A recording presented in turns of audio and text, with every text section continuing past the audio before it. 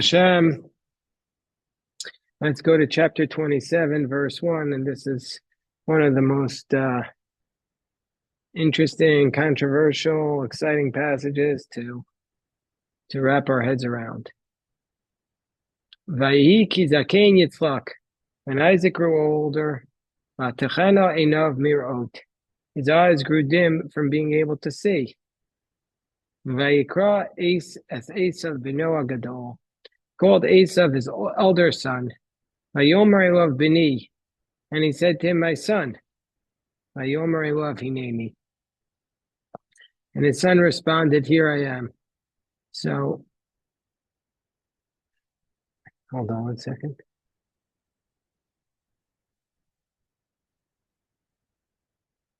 Okay.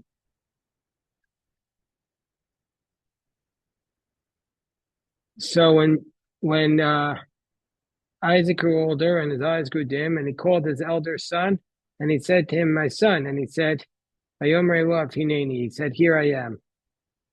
Let's look at what Rashi says.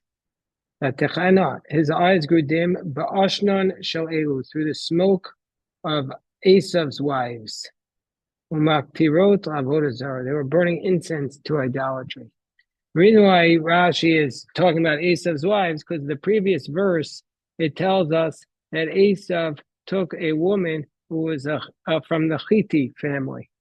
And that woman from the Chiti family was an idolater. And so now the next passage, it says Isaac's eyes grew weak. So therefore the Torah is connecting them. I mean, Rashi is connecting the two passages and says Isaac's eyes grew blind from the idolatrous, the smoke of the idolatrous of the wives of Esav, or Esav's wife. So also clearly, whenever the Torah says somebody is blind or his eyes grew weak, that's also a literary signal that this person is missing something that everybody else can see. In this case, everybody else is noticing, hello, Aryeh, everybody else is noticing that Esav is clearly not the one to receive the blessing, but rather should be going to Yaakov, except for Yitzchak. Yitzchak doesn't notice that, but Rivka notices it clearly. Or Parachav Zayin Pasuk Aleph, Aryeh. Parachav Zayin Pasuk Aleph. Hold on one second. Just 1 second.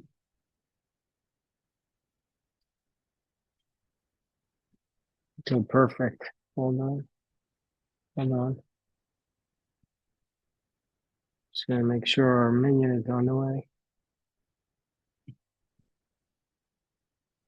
Okay. So the first explanation is that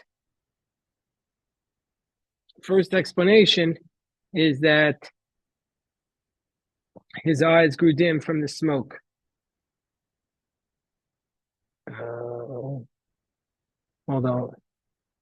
So davar acher, alternative explanation is kishenekad al gabe hamizbeach, when Isaac was bound on the altar by Aviv rotzel shachto, and his father wanted to slaughter him.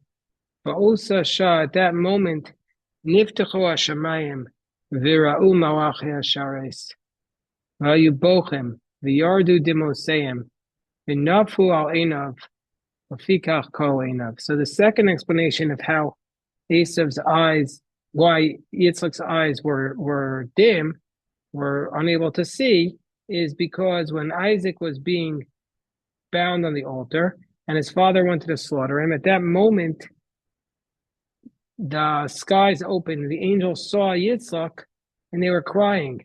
And so their tears went down and fell on Yitzchak's eyes. Therefore, his eyes grew dim. And this is very powerful.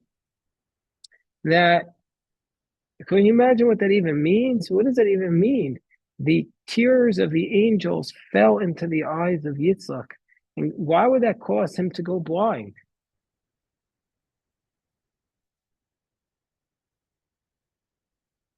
Why would that cause him to be unable to see? I'm not sure if this is a good allegory, but when things went into space or came back out of from space into Earth, they heat, and so like we all remember the Challenger and the Columbia. So it was too holy. He was At too least I close to do. God. He was too close to God. So is that what you're saying? He was too close. Wasn't he like? Yeah, what was it? And also, it's not the only time. What? 1 second. Arya was asking a question. What'd you say, Arya? Wasn't he above the world realm, the physical world, because he became a sacrifice? So wouldn't he be closer than other people to Hashem? So, I mean, Arya is asking a very good question. Why should he be affected by the tears of the angel if he was closer to the God because he was a sacrifice? I mean, it's a very difficult concept, and I'm not sure exactly how to work it out, but what is clear is that Rashi in some ways is saying that the trauma of the Akedah somehow obscured Isaac's sight. He somehow was unable to see because of the trauma of the Akedah. Not sure exactly I how was that about to relates. say that it's not the only time. It's not the only time that the angels have feelings. They wrestled with Moshe Rabbeinu over the Torah. They argued about the creation of man. For Um, sure. they Beautiful. had compassion for the people and for Lot and his family and for Noah. And Right. So there's definitely the angels having feelings is something that we do see. And I'm just trying to see like the angels crying. This is the only time I heard of an angel crying also. Personifies him. Yeah, for sure. Personifies. I'm like, why are they crying? Also, why are they crying? And why would their tears make him? Well, they're crying because he's about to be killed. But they know that this is God's decree. What was it? Because Hashem told. Right. Yeah. I don't know. Right. So I don't know. It's very tricky, but anyway, I think the upshot is that this was coming out of the trauma of the Akedah. So if we dig deeper into the Rashi then and say, okay, this is coming from the trauma of the Akedah, then maybe the deeper message is maybe he felt that the Akedah was such a powerful experience, and something about the Akedah made him want to choose Esav instead of Yaakov. I'm not sure what, but Gur Aryeh says that tears are metaphorical. yeah. Where are you reading from? Rabbi Steinsaltz? No, ChatGPT Oh, okay, so read more. says that the tears of the angels represent a spiritual intensity that overwhelms human senses. Okay, so the Yeda Arya says that the Gur Aryeh, that's the Maharal of Prague, says that the tears represent the spiritual intensity overwhelming human senses. That's basically what I was trying to say, which is that the trauma of the Akedah was such a spiritually intense experience that it overwhelmed him in his vision. And he had a distorted vision of the world. Does it say, Chacham say the same thing? Okay. Alternative explanation. By the way, I love it when you use the Chat GPT and include it in our discussion. What would happen in school? Are you allowed to do that? Depends on the teacher. Sometimes they. Someone asked today in a philosophy class, and he said no, but sometimes he's like, yeah. You say, can I look it up on Chat GPT during the class? I mean, it's ChatGPT or Grok is just like Google now. Yeah, It's the new Google. It's the new Google. So if you tell people they can't Google something, then you can tell them they can't use ChatGPT or Grok. Okay.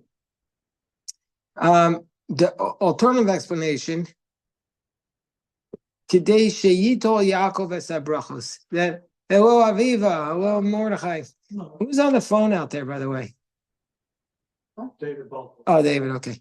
Alternative explanation was that the whole thing was a setup by God. It was all arranged so that Jacob would get the blessings, because if Isaac had full sight, then he would not be able to be tricked, which is also raises questions. There's no other way to trick somebody. I mean, you can, I don't know. Why then, if once God's getting involved, why doesn't he just show Isaac the right way? And then he doesn't have to dim his sight.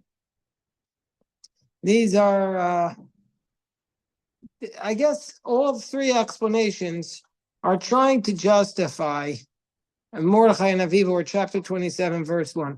All three explanations are trying to justify how it could be that Isaac could make such a fundamental error and not recognize that Jacob was the right son, was the preferred son, as opposed to Esav. How could he make such a fundamental mistake? So these are three explanations of Rashi to justify Isaac's confused decision. I mean, or else, how else do we explain it? David, how would you explain why Isaac was favoring Esav over Jacob? What? Or not favoring? Why did he favor Esau? I mean, why Isaac was favoring? Why would he select Esav for the blessing as opposed to Jacob? Because Esau provided nourishment for the family. So he thought that he was better because he was the provider of food, as opposed to Jacob, who was just more cerebral. He thought, listen, I'm going to go with the guy who gives me my food. That's a very good answer, and basically follow like the way to the blessing is through the stomach. Yeah, that's probably right. But it's that simple. But Isaac is supposed to be above that. As Aryeh was saying, he's so close to God. He can be tricked by a little cholent and kishka. I mean, that's what's going to trick Isaac. That's what he's going to be distorted. He's Isaac. He's not me or like just some guy off the street. He's Isaac. Yitzchak Avinu, who's talks to God. And what is it? I think David is of course right, but I also think that there's some qualities in Esav that Isaac didn't have, and we always see, and this is not my, there's a lot of commentaries that have stressed this point. We always admire people who have qualities that we wish we had. Yes. So Esav, so Isaac, until now in the Torah, is this person of passivity. He's this person who his father is binding him, his wife is selected for him. He's he just digs the wells of his father. That's what he does. He redigs the same wells that his father dug. But he's not the man of action, the warrior in the field, the one who's a hunter. That's not the persona of Yitzchak. Of course, if he wanted to, he was, he's our patriarch. He could have done whatever he wanted. But he must have been attracted to those qualities of Esav, which he felt he was lacking. This just courage and bravery and strength, really strength. You could always tell the qualities of that the rabbis give to our patriarchs. Avram is chesed, Yitzchak is gevura, Yaakov is emes. Yaakov is truth, Yitzchak is strength, and Avram is kindness. You could always see like the rabbis give the qualities, attribute these qualities to the patriarchs that we might have otherwise assumed that they were lacking, because the text, like Jacob is truth. If you read the literal text, you wouldn't say Jacob is truth. So you would say Jacob was maybe deceptive, like from this passage here. So the rabbi said, no, he's truth. Isaac is associated with the quality of strength. You wouldn't associate Isaac with strength from the Bible. So the rabbis have to say, no, Isaac is the pillar of strength. Avram is chesed. Okay, it's a little harder, but there too. What did Avram do? he threw Hagar and Ishmael out of the house. You wouldn't necessarily assume that he's kindness. That's not really associated with kindness. Where the rabbis say no, Avram is kindness. Okay. Anyway, Maybe after all those years and all those times, Yitzhak was just going along with everything. At this point in life, he's okay. He's gonna just state what he really, I don't know, how he feels and what. you're saying that this is his breaking out. That he was tired of just being a party man, and now he's going with the bold choice. Well, again, like David said too, Very interesting. Just. He said, "I'm going to just go with my guy." So, Yeah. I mean, it's no, Oh, so you're saying that he should have been the choice because he was the oldest one. I mean, maybe that was what. Very nice. It's the simplest explanation. He was the oldest one. He deserves it, which is ironic because Yitzchak was not the oldest. But yeah, but you're right. Yeah, that is it. Is this the first time somebody blesses someone else? Is No. Yitzhak's blessing of Esau and Jacob the first time someone blesses someone else? I believe Avraham blessed. Didn't Avram bless? That we have previous blessings in the Torah, because it says, let's see. In chapter 25, it says. Wait. Let's try to remember. But while we're remembering, Arya, can you look that up on chat? Yeah. Who's the first one to bless somebody in the Bible? What were you going to say? Person to person. Yeah. So, It says Avram takes another wife. No. no. Noach was the first one to bless another person. Who did Noah bless? Shem and Yefet. I but said on Friday that the only three people who ever said Baruch Hashem in the Torah are non-Jews. Noach, Yeah, but that's Eliezer, not a and Yitro. blessing. What are you referring to? Baruch Hashem Elohei Shem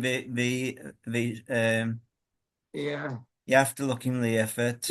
Yeah. But did he say that to them or did he just say that out loud? He said to them. Let's see. Baruch Hashem Elohei Shem. I think. Yeah. And then afterwards there was the Melchizedek blessed Abraham. And Melchizedek. Hold on. Let's see what Melchizedek is the first to. What? Noah is the first to bless Hashem. No, bless Hashem, but bless another human.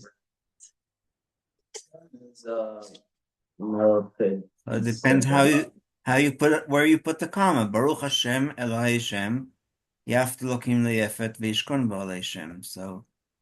Okay, and what's the citation of Melchizedek? He blessed Abraham. Yeah, but what's the chapter verse? What's it? 14. In terms of 18. familial blessings. Okay. Is the first. Well, but not if Noah blessed his children. What? Oh no, plus his children. But it's debatable whether he's blessing them.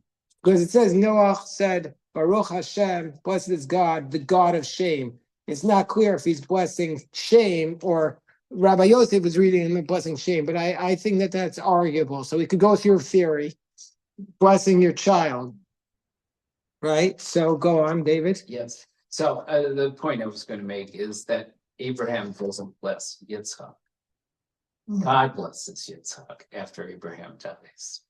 So this is the first time someone's going in our lineage, someone's going and giving a blessing and passing on.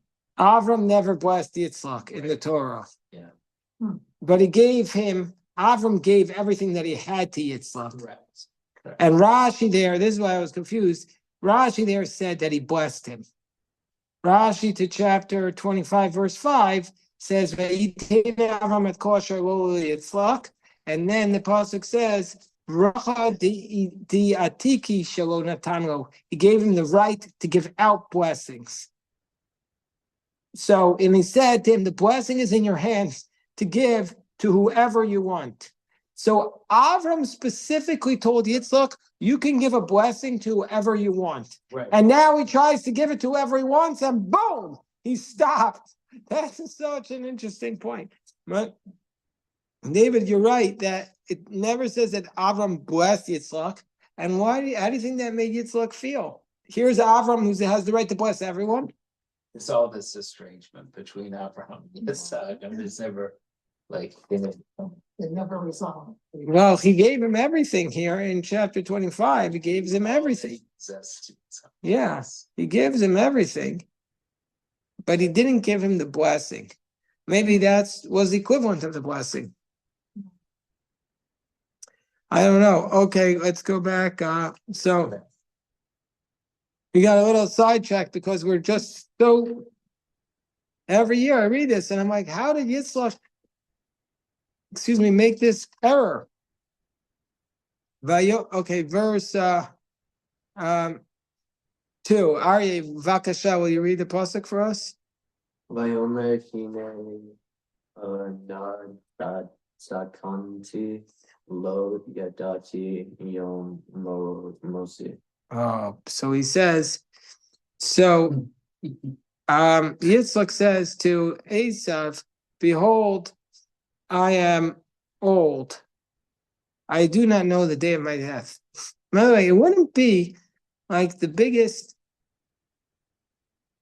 mistake for Yitzchak to think that somebody else other than Yaakov is supposed to take over for him. Avram started out thinking Lot would take over for him. And then he thought Yishmael would take over for him. And only afterwards did he come to Yitzchak. Yitzchak starts out thinking Esav is going to take over for him. He says, behold, now I'm old. I don't know the day of my death. Okay, this is a very powerful Rashi also.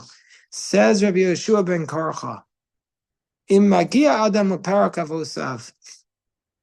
If a person reaches the age of his parents, yidag, he should worry that he might die 5 years before and 5 years afterwards. You see, the rabbis understood genetics. They didn't formulate it in the same way, but they said that the biggest indicator of when a person is going to die is when his parent died. You're going to live either 5 years before or 5 years after. So that 20. What the 5 years after? so 5 years before start to get worried. But people usually genetics are that people have long lives like their parents. So they live to set around the same, and that's why especially people whose parents died younger, always get very nervous around that. And he was 123. Who was? Yitzhak. At this point? Yes.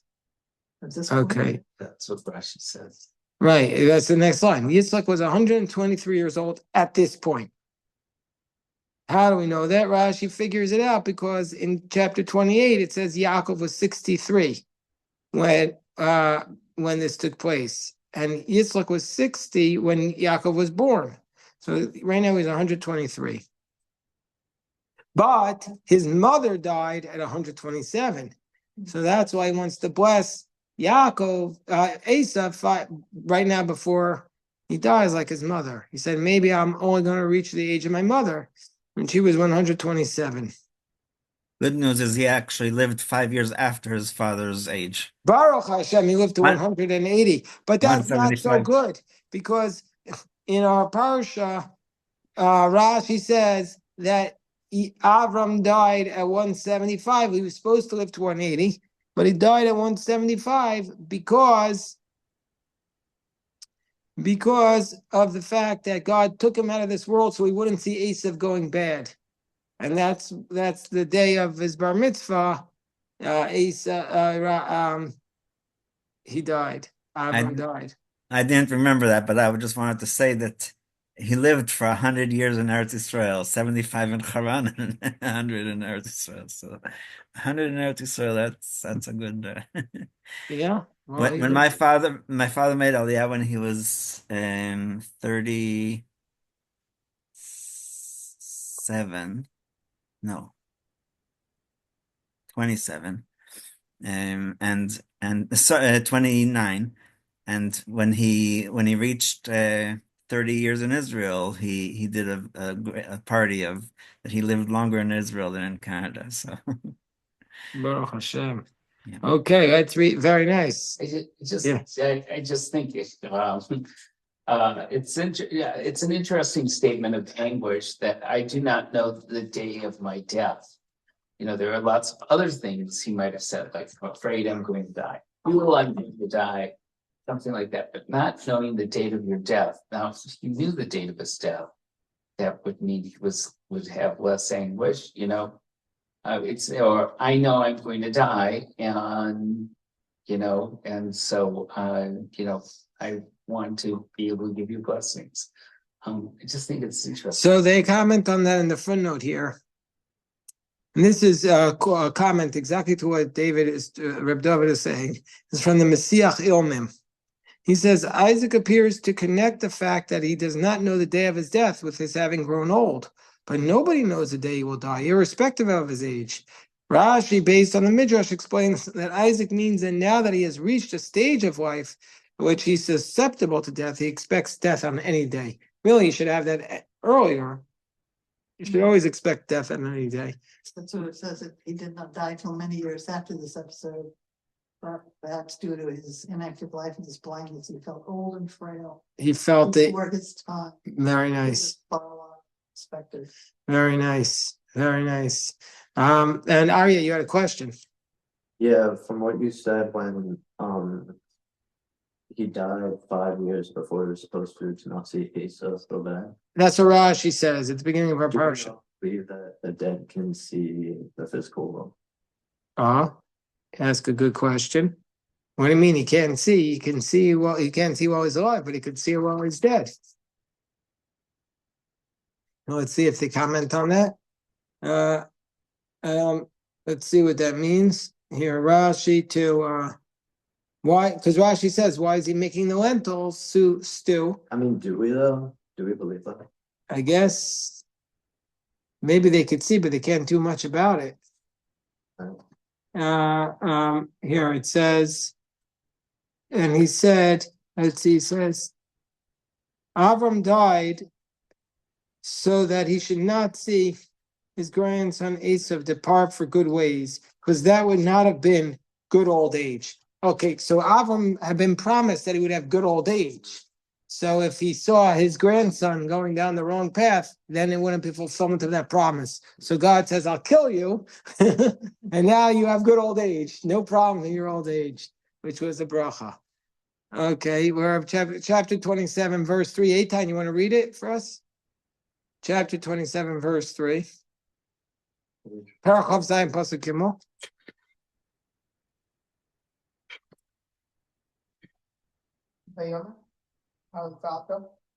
Yeah, Viata.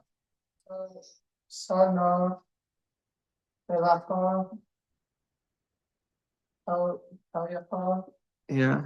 Hashacha, Bitsei, Hasaber, Bitsudo, Seda. Well, actually, this is an example of what's called a kriyuk tiv. You read it the way it is written in the Torah, but even though it's written that way, we read it as tzayid, v'tsudo tzayid. So there are several examples of this in the Torah, and that's where a tradition there's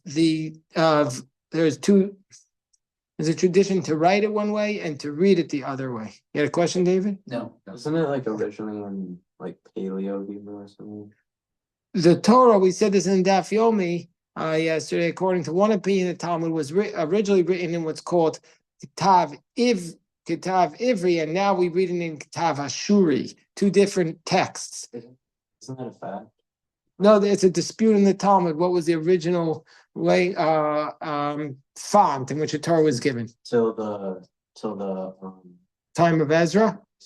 Right. So the Gemara in Sanhedrin has a dispute about it. we got it from Aramaic, got this on. So it's a dispute in the Talmud. Hold on. All right. So, okay, let's stop here and have a mincha at this time.